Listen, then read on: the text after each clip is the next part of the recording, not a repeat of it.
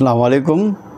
সমস্যাগ্রস্ত 5টি শরিয়া ভিত্তিক ব্যাংক একীভূত হয়ে গঠিত হচ্ছে নতুন একটি রাষ্ট্রায়ত্ত ইসলামী ব্যাংক।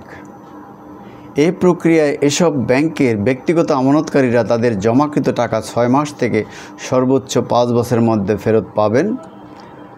বাংলাদেশ ব্যাংক ইতিমধ্যে আমানত ফেরতের বিস্তারিত পরিকল্পনা ও সময়সূচি প্রণয়ন করেছে। খসড়া গেজেটও প্রস্তুত হয়েছে, যা শীঘ্রই প্রকাশ করা হবে। গেজেটের ঘোষিত তারিখ থেকেই আমানত ফেরতের সময়সীমা কার্যকর হবে বলে সংশ্লিষ্ট সূত্রে জানা গেছে। বাংলাদেশ ব্যাংকের কর্মকর্তারা জানিয়েছেন, গ্রাহক আস্থা পুনরুদ্ধারই এই পরিকল্পনার মূল লক্ষ্য। তাই ব্যক্তিগত আমানত ফেরতের সর্বোচ্চ অগ্রাধিকার দেওয়া হয়েছে। 3 মাসের কম মেয়াদি চলতি ও সঞ্চয়ী হিসাবের ক্ষেত্রে 2 লাখ টাকা পর্যন্ত সুরক্ষিত আমানত হিসাবে একীভূতকরণের পর তাৎক্ষণিকভাবে ফেরত দেওয়া হবে। বড় অঙ্কের আমানতের ক্ষেত্রে 1 লাখ টাকা করে 6টি কিস্তিতে 6 থেকে 24 মাসের মধ্যে ফেরত দেওয়া হবে। বাকি অর্থ 24 মাস পর যে কোনো সময় পরিশোধ করা হবে।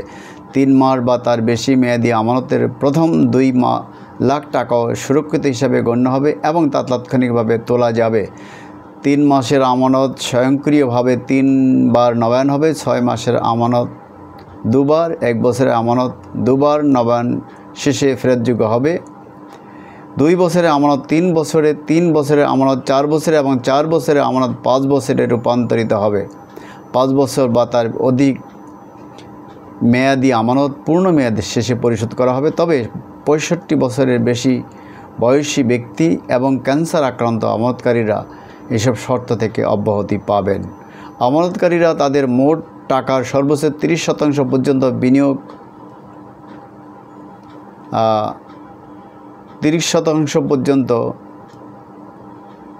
তাদের মোট টাকার সর্বোচ্চ 30% পর্যন্ত বিনিয়োগ বা ঋণ হিসাবে ব্যবহার করতে পারবেন।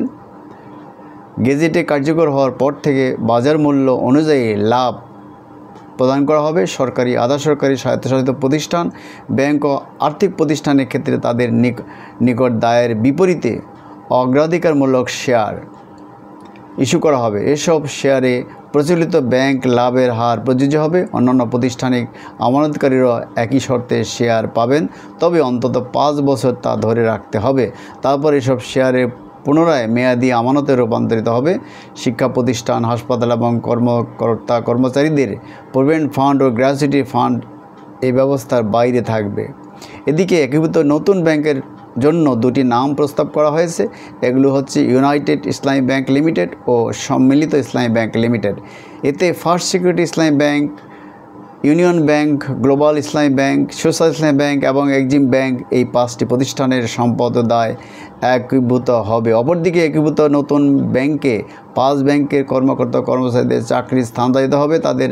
তবে তাদের বিরুদ্ধে মামলা বা অভিযোগ নেই। যাদের বিরুদ্ধে মামলা বা অভিযোগ নেই তাদের চাকরির ধারাবাহিকতা বজায় থাকবে। কেউ চাকরি চালিয়ে যেতে না চাইলে পদত্যাগ করে বিদ্যমান নিয়ম অনুযায়ী সব সুবিধা পাবেন। তার প্রতারণার অভিযোগে দোষী প্রমাণিতরা বরখাস্ত হবে।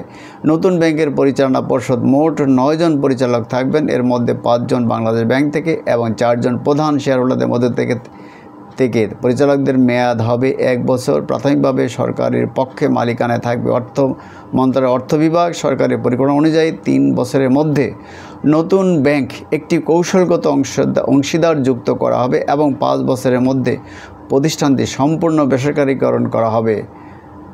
খবর সংশ্লিষ্ট সূত্রের। আমি ডিবেট উইথ রানা চ্যানেল এবং নিউ বাংলা টিভির পক্ষ থেকে আপনাদের সকলকে স্বাগত জানাচ্ছি এবং আমার এই চ্যানেল দুটিকে সাবস্ক্রাইব করার, লাইক, শেয়ার করার জন্য অনুরোধ করছি। খোদা হাফেজ। আবার দেখা হবে নতুন কোনো এপিসোডে। আসসালামু আলাইকুম।